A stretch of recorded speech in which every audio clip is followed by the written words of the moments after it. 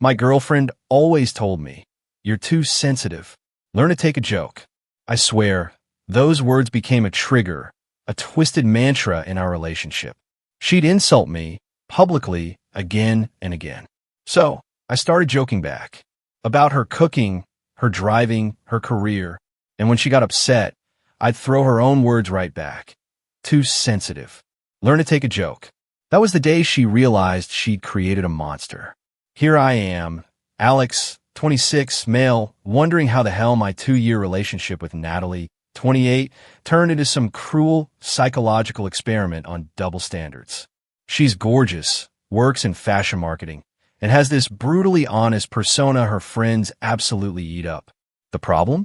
Her brutal honesty only flowed one way. It started subtly little digs at parties. "This is my boyfriend, Alex. He's in accounting." I know, thrilling, right? At least he's consistent. Then she'd add, a smirk playing on her lips, consistently boring. Everyone would laugh, and I'd force a smile, my insides twisting. Later, when I'd tell her it bothered me, she'd roll her eyes. "Oh my God, you're so sensitive. It's just a joke. Learn to laugh at yourself." It escalated. Fast. Last month, at her friend's engagement party, I made the mistake of wearing a blue shirt.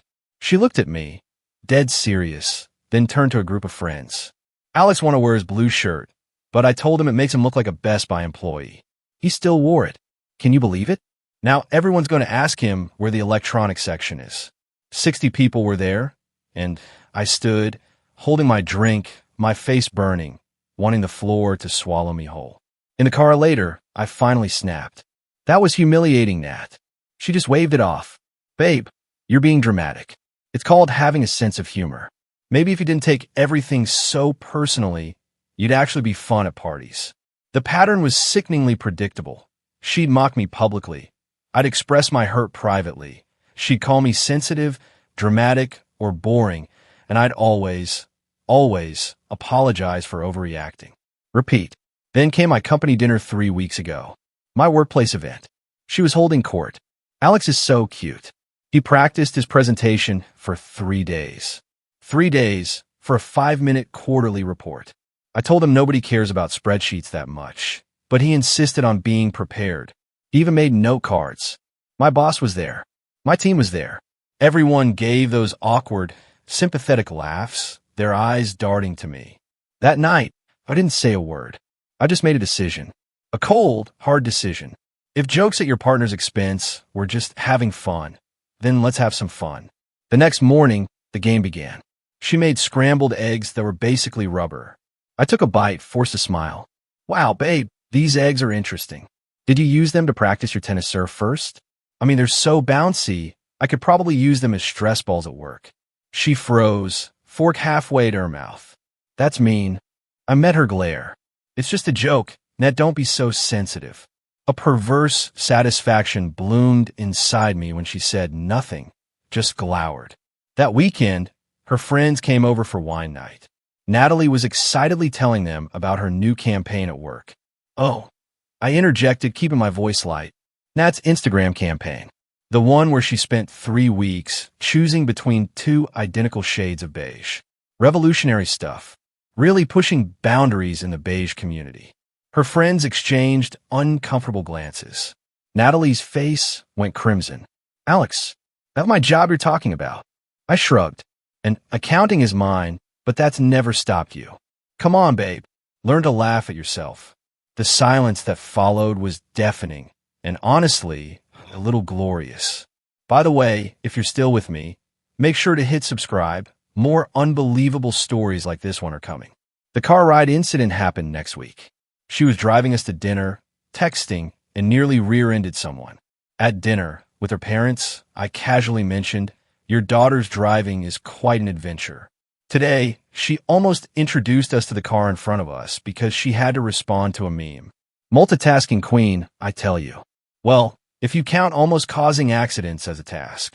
Her dad laughed nervously. Her mom looked genuinely concerned.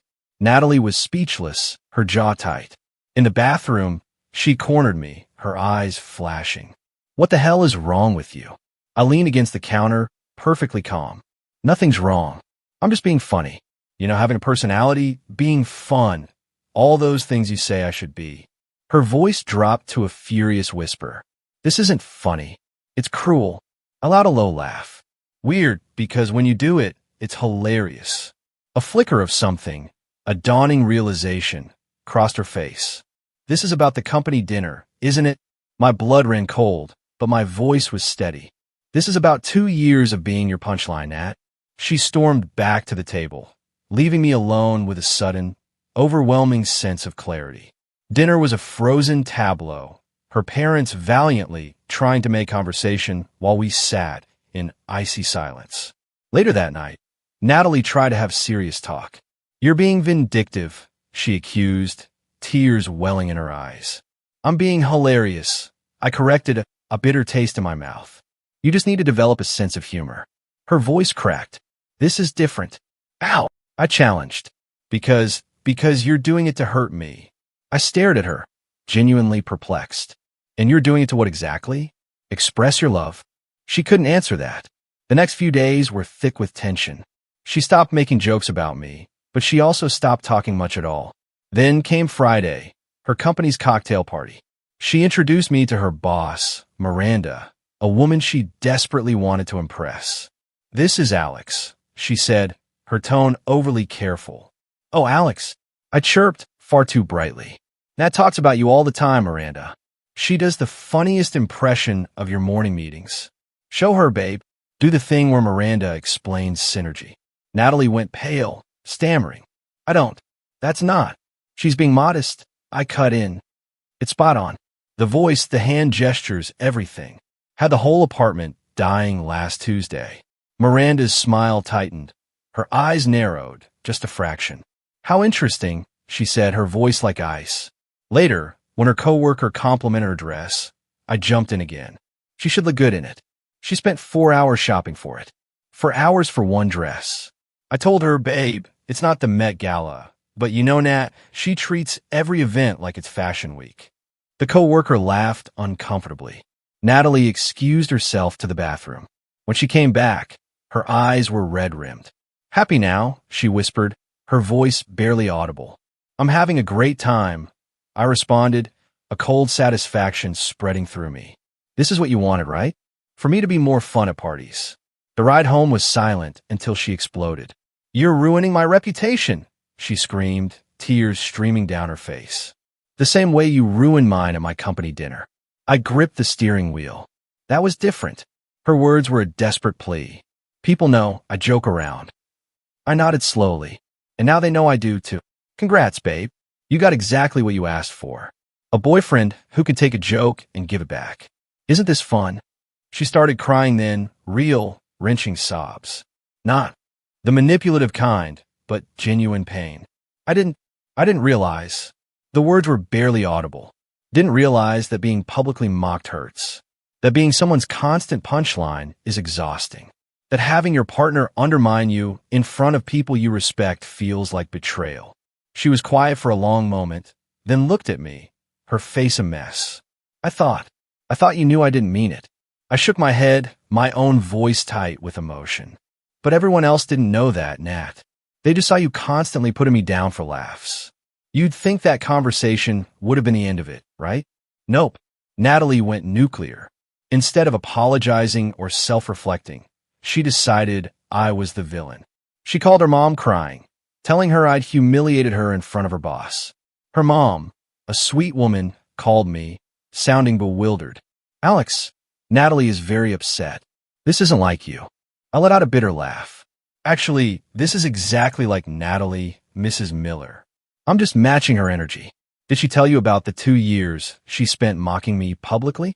She says those were just little jokes. Would you think it was funny if your husband constantly told people you were boring, or mocked your career, or made fun of how you dressed? There was a long silence on the other end. Then, a hesitant suggestion. Maybe you too should consider counseling. Natalie's friend group got involved next. Her best friend, Brittany, texted, Hey, Nat says you've been really mean lately. Everything okay? I typed back, everything's great. Just developed a sense of humor like Natalie always wanted. Funny how she doesn't like it when the jokes go both ways, though.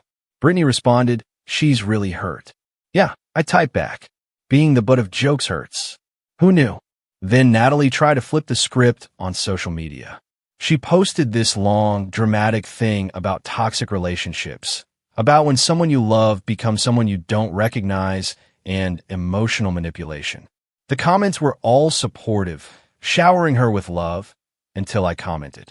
Interesting perspective from someone who spent 2 years telling rooms full of people I was boring.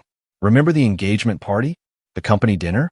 That comedy night where you literally used our relationship as a stand-up routine. She deleted the post within an hour.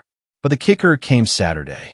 She organized a girls' intervention brunch and accidentally included me in the group chat planning it. Brittany, we need to help Nat deal with Alex's emotional abuse. He's becoming a different person. It's scary. Her sister chimed in. Has he always been this vindictive? And then, from Natalie herself. No, he used to be sweet, just boring and safe, you know? Now he's mean, boring and safe. That's what she really thought of me. My stomach dropped. I screenshot everything and sent it to her with one message. Now I understand. I wasn't your boyfriend. I was your entertainment. Natalie panicked when she realized I'd seen the group chat. That's not what I meant, she texted frantically. Boring and safe? That's literally what you meant. I typed. I meant reliable, stable, she tried to backtrack. You meant boring and safe. I clarified, my fingers flying across the keyboard. Someone you could mock without consequences because I was too sensitive to fight back. She tried damage control. Showed up at my office Monday with lunch, acting saccharine sweet. My coworker, James, saw her. Oh, hey, it's the comedian, he said, a grin spreading across his face. Alex told us about your tight five at the company dinner. Real funny stuff about his note cards. She turned bright red. I cut in a smirk on my face. Just being hilarious, right? James, did I tell you about her driving? Comedy gold. She left without saying goodbye. That night, she went full victim mode. Had her mom call me again. You're being cruel to my daughter, her mom pleaded. I'm being exactly what she taught me to be. My voice was calm, but firm. 2 wrongs don't make a right, Alex. Her mom's words. You're right, I agreed. That's why I'm ending this. Tell Natalie we're done. There was a shocked silence. You're breaking up with her through me? She asked. No, I clarified. I'll tell her myself. Just wanted you to know, since you're so involved. I went home to find Natalie in my apartment. She still had a key, surrounded by tissues, laptop open to apartment listings. You can't break up with me. We live together, she wailed. No, you stay here most nights. Your name isn't on the lease. Your stuff is here, but you have your own place. You basically live here, then basically move out. She switched tactics, desperation in her eyes. I'll change. I'll stop making jokes. I shook my head, the weariness settling deep in my bones. It's not about the jokes anymore, Nat. It's about the fact that you genuinely see me as boring and safe. A placeholder, someone to mock for entertainment. That's not true, she cried. Your group chat says otherwise, I reminded her. She started ugly crying, a truly raw, unedited display of despair. You weren't supposed to see that, she blubbered. That makes it worse, not better, I said, my voice flat. I love you, she sobbed. You love having someone stable to come home to while you play cool girl for everyone else. You love having someone safe who won't leave when you treat them like garbage. Please, Alex, we can work through this, she begged. Work through what, Nat? The fact that you spent 2 years publicly humiliating me, or the fact that when I gave you a taste of your own medicine, you immediately painted yourself as a victim. She grabbed her phone, her eyes wild. I'll delete everything. I'll apologize publicly. For what? I asked, my voice laced with irony. For telling everyone I'm emotionally abusive, or for finally being honest that you think I'm boring? It's been 3 weeks since I ended things. The fallout has been educational. Natalie went through all the classic stages. Denial. Kept texting like we hadn't broken up. Want to grab dinner? Miss you. This is silly. Come over. Anger. You're a psychopath. I wasted 2 years on you. You manipulated me. I should have listened when people said you were too boring for me. Bargaining. What if I go to therapy?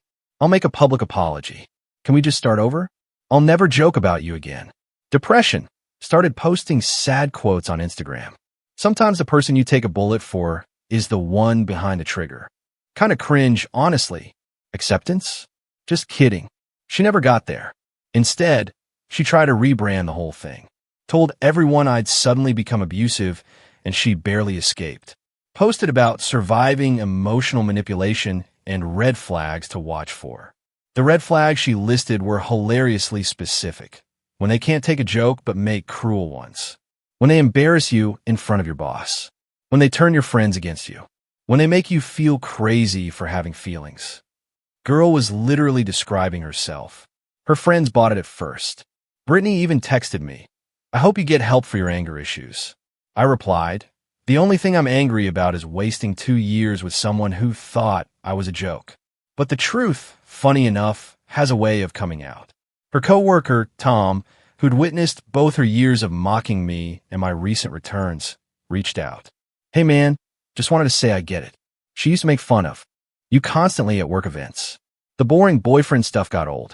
You just gave her a taste of her own medicine." He wasn't the only one who noticed. My friend Mike's girlfriend told me Natalie had tried to commiserate with her about difficult boyfriends, and she shut it down. I told her, "Natalie, you literally spent an entire dinner party making fun of Alex's hobbies. Remember you called his gaming setup his Virgin Fortress in front of everyone." Oh yeah, forgot to mention that, Jim. My last interaction with Natalie was yesterday. She sent a long email about how I broke her, and she can't trust anyone now, and she's in therapy because of my psychological warfare. I responded, "Natalie, I treated you exactly how you treated me for 2 years. The only difference is you had to experience it for 3 weeks. If 3 weeks of your own behavior broke you, imagine how I felt after 2 years. Don't contact me again." She forwarded that to her friends as proof of my cruelty. Brittany actually called me. "That email was harsh, Alex." "Which part?" I asked, completely serious. "The part where I pointed out the double standard, or the part where I asked to be left alone?" "You know what you did to her," she hissed. "I literally did exactly what she did to me. If it was wrong when I did it, wasn't it wrong when she did it?" Long pause. "That's different." She hung up. Here's what I learned. Some people genuinely believe they're entitled to treat you like garbage and expect you to smile about it. They'll call you sensitive, dramatic, boring, anything to avoid acknowledging that they're just mean. And when you mirror their behavior back to them, they'll cry abuse faster than you can say double standard. Natalie wanted a boyfriend who could take a joke. Well, she got one. Turns out she was the one who couldn't take it. My only regret? Not doing it sooner. 2 years of being someone's punchline, thinking I was too sensitive, doubting my own feelings. All because she convinced me that cruelty was comedy and boundaries were weakness. Now, I'm dating someone new, Rachel. She thinks I'm funny without needing to mock me. Wild concept, right? She actually laughs with me, not at me. Last week at a party, someone asked how we met. Rachel just smiled. Dating app. His profile said he was an accountant who games and makes spreadsheets for fun. I thought, finally, someone honest. Her friend laughed. Spreadsheets for fun? Rachel just squeezed my hand. Might?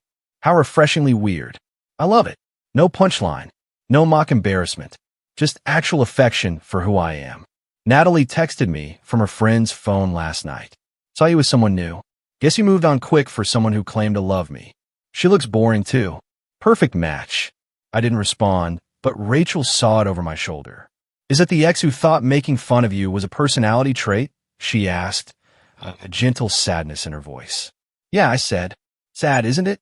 Imagine being so insecure you have to put your partner down for laughs.